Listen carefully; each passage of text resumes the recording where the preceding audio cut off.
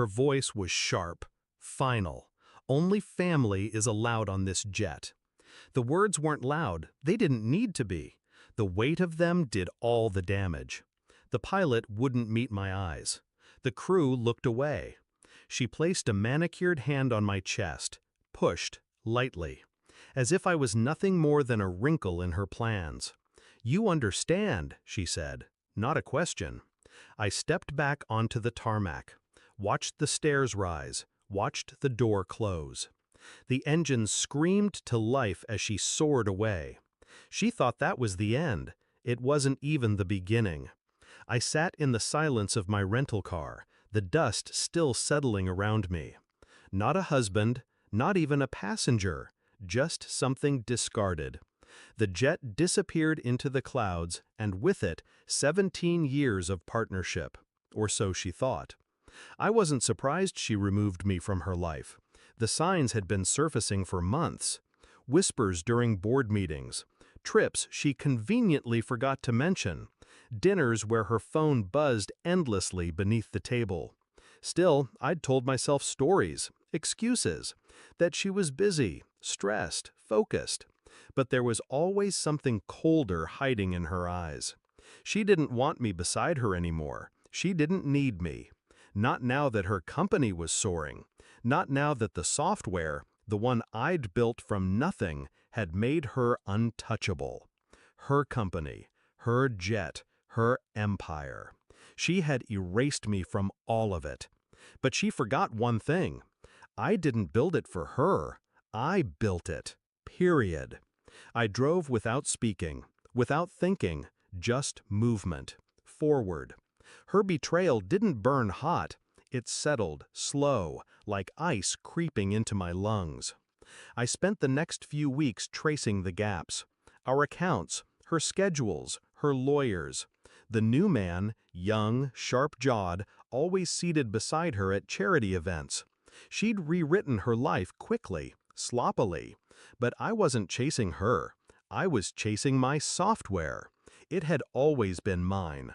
I wrote the code, designed the architecture, controlled the back-end keys she never bothered to understand. She loved to parade me as her supportive, quiet husband. Supportive, quiet, invisible. She'd told the press it was her genius, her vision. She never once asked where the real ownership papers were filed, under which shell company, which digital vault. She didn't know. But I did. I monitored the servers from a distance, logged in, quietly, watched as her company's lifeblood pulsed through lines of code I still controlled. The transfer of power would be seamless. I built it that way. Not out of malice, out of instinct. I knew she'd try to push me out one day. I just didn't know she'd do it on a runway. She returned home to an empty house, her things untouched, the closets full, but me, gone. No forwarded address, no angry letters, just silence, and a locked server. Her assistant called me 3 times, her CTO twice, her lawyer once. I answered none of them, until she called. The first word out of her mouth wasn't my name. It was, "What did you do?" I said nothing.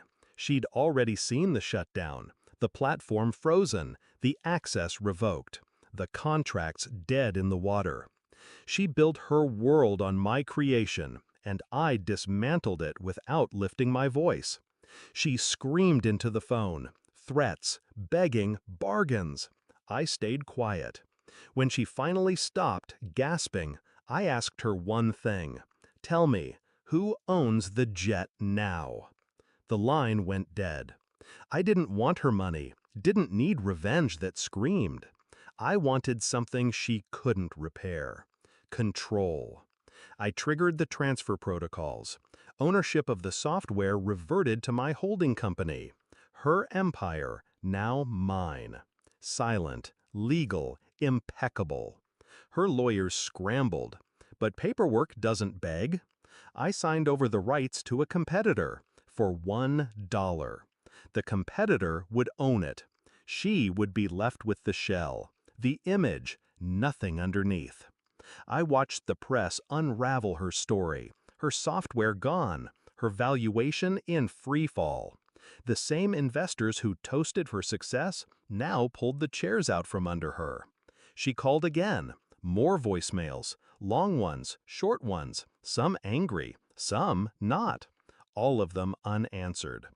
I didn't want an apology, I didn't want her tears, I wanted her to live in what she built, a world without me.